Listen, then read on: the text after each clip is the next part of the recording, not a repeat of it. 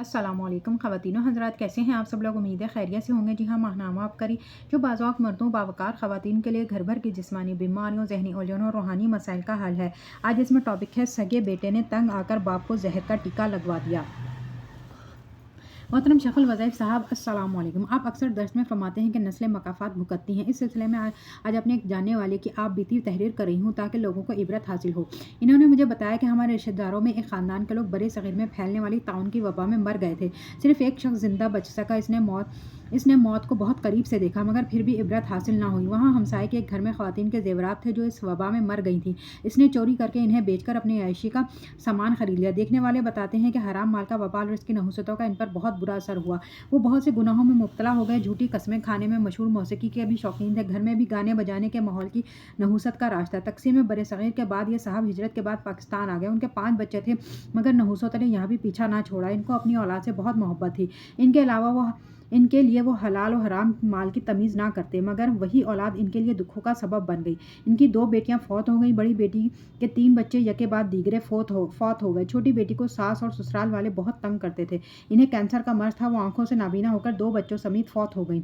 छोटी बेटी में भी चोरी और झूठ बोलने की आदत बहुत पुख्ता थी। वो आए दिन झगड़ा करके मैके आकर बैठी होती थी। बिलाखिर इनको तलाक हो गई और अपने सब घर वालों को बदुआएं देती थी कि इनकी वजह से इनका घर बर्बाद हुआ।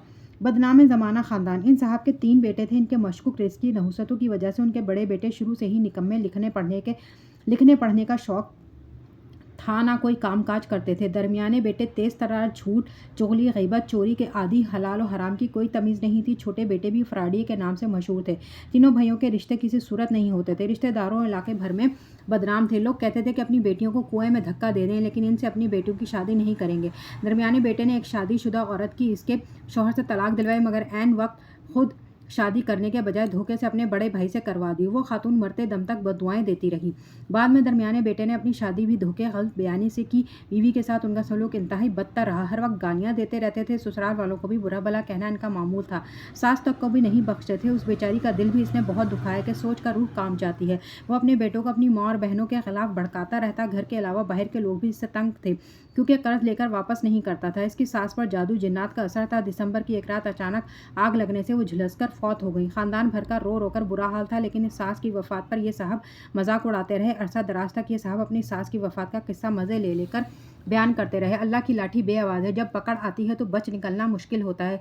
इस साहब ने मिली भगत करके अपनी बहन के साथ मिलकर इसके साबका शौहर और सौतेले यतीम बच्चों की ज़मीन हड़प की थी। उन यतीमों की आहें भी हमारा पीछा कर रही हैं। कुछ अरसे बाद इस साहब ने भी पागलों जैसी हरकतें करना शुरू कर दी। वो अपने कपड़े उतार देता था। पेशाब करने के बाद इन्हें कुछ होश ना रहती। गंदगी में पड़ा रहता। इसके घर वाले बड़ी मुश्किल से इसे संभालते। सारा दिन ऐसे चीखता रहता जैसे कोई जला रहा हो। रोटी मांगता लेकिन खा नहीं पाता, तड़पता रहता। एक दिन इसके बेटे ने इसको नींद की गोली देकर सुला दिया और घर वालों की नज़रों से बचकर जेब से पैसे निकाल लिए। जब इसे होश आता चीखता चिल्लाता। बिलाखिर तंग आकर एक दिन सगे बेटे ने चचा के साथ मिलकर निजी अस्पताल में जाकर अपने बाप को टीका लगवा दिया।